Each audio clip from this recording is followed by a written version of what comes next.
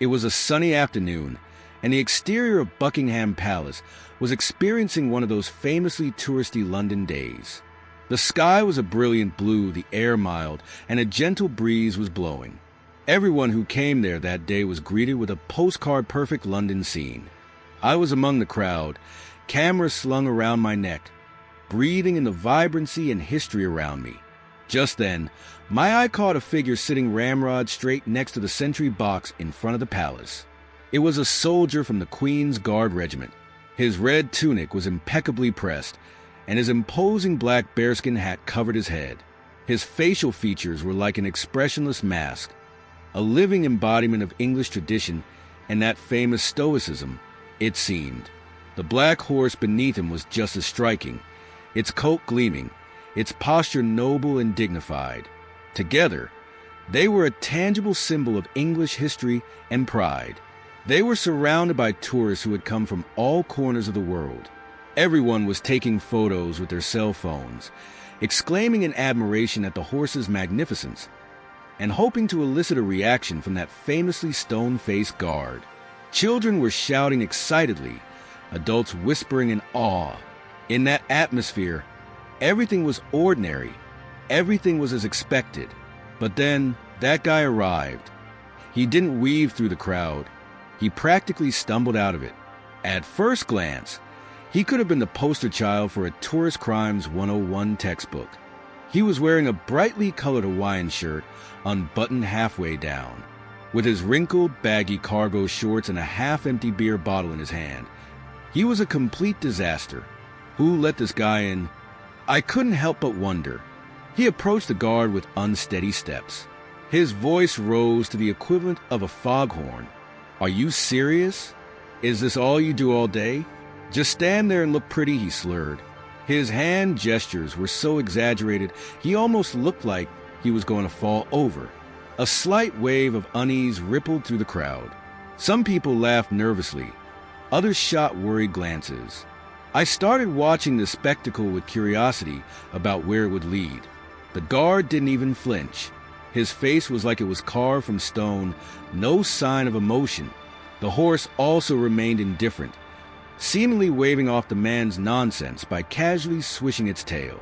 But our hero wasn't done with his show just yet. "Come on, buddy. Crack a smile. You're here for us. After all, right?" he barked, as if expecting an answer. No response. A few more cell phones started recording, because a drunk guy heckling a royal guard was still considered must-see content in 2025. And then it happened. He crossed that white line. The line, the one that every sign, every guide warns tourists not to cross. He reached for the horse's reins. His sweaty hand hovered in the air. "Step back," the guard said. His voice was sharp and authoritative. It cut through the laughter and murmurs like a cannon shot. For a moment, the man froze. But his drunken ego wouldn't let him stop. "What are you going to do? You're just a mascot," he scoffed. The tension was now palpable. Phones were recording frantically. The guard didn't respond. The crowd held its breath. And then, in a decision that could only be described as appalling, the man kicked the horse. Yes, you read that right. He kicked the horse. At that moment, even his most inebriated friends seemed to realize the gravity of what he'd done. Fueled by liquid courage and egged on by his equally tipsy entourage, the tourist had crossed the line, both literally and figuratively.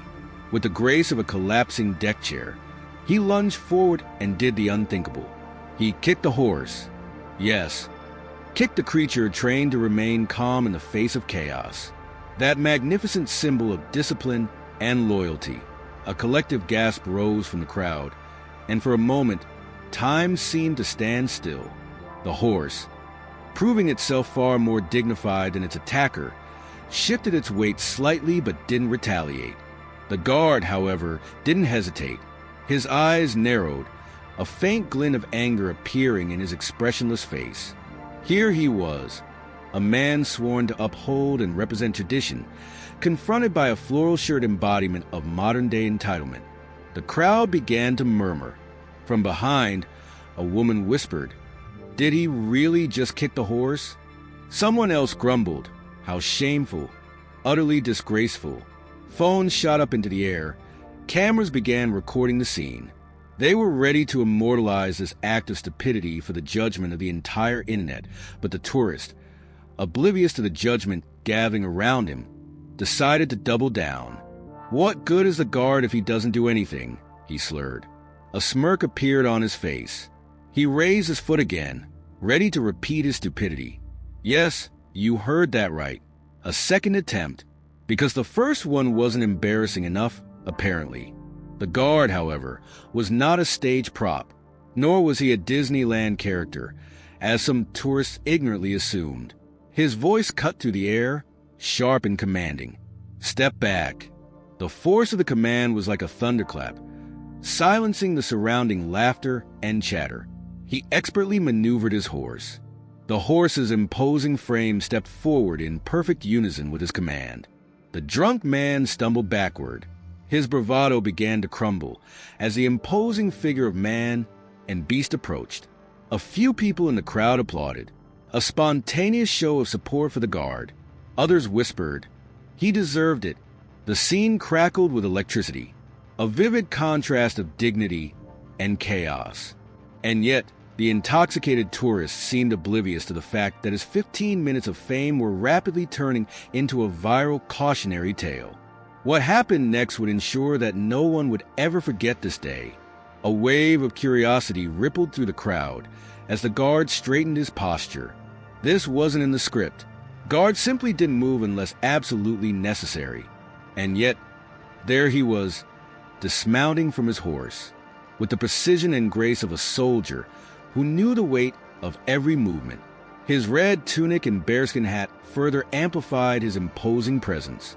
As he turned to face the tourist for the first time, face to face, the drunk man seemed to grasp the seriousness of his actions. The guard's unwavering gaze was a silent declaration. "You've crossed a line." In more ways than one, the tourist was now like a visibly deflated balloon. He mumbled, uttering incomprehensible things, a slurred mix of apology and misplaced bravado. But it was too late. Assaulting a guard's horse was a criminal offense. "Assaulting a royal guard's horse is a criminal offense," the guard announced. His voice was calm but sharp, like a precisely honed verbal blade. The words echoed in the square, silencing the murmurs and freezing camera shutters mid-click. The crowd stood motionless, collectively holding its breath. The guard raised his hand, signaling to a nearby police officer in a green vest. The officer approached with quiet authority. His expression was a perfect mirror of the guard's controlled, resolute, and utterly unimpressed demeanor. The tourist, who just moments ago had been the king of his own imaginary court, now looked more like a deflated beach ball. His hands trembled, his voice cracked. He tried to stammer, to apologize. "But let's be honest, I was drunk," wasn't exactly a legal defense.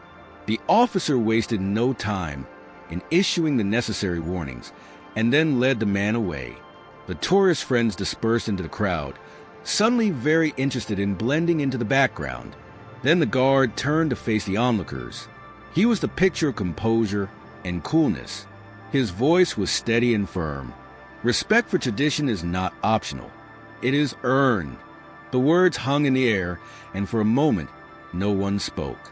Then the applause came, first slow, then building into a thunderous wave of appreciation. Some cheered, some shouted their admiration. It was a rare moment of collective clarity. The guard, unruffled and unbowed, had reminded everyone what true respect for honor meant. Videos of the incident quickly went viral. They were shared with headlines like, "Drunk Tourist Learns the Hard Way Not to Mess with Tradition." Comments poured in from all over the world, praising the guard's professionalism and composure. The tourist was fined for his actions and later issued a public apology, claiming he deeply misunderstood the role of the Royal Guard. Meanwhile, the guard returned to his post. Again, the epitome of discipline and honor. He remounted his horse and resumed his watch. A little girl, with her father, approached the white line. In her hand, she held a drawing of a guard and his horse. The guard, breaking protocol for just a moment, gave a slight nod of acknowledgement. This gesture drew another round of applause from the crowd. The day ended with a reminder of what the guard and his horse represented.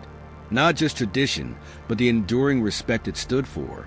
This is just one of countless stories I've witnessed in London. If you enjoy listening to stories like this, don't forget to subscribe to my channel and turn on notifications for more content. From the heart of London, I will continue to bring you many more unforgettable moments.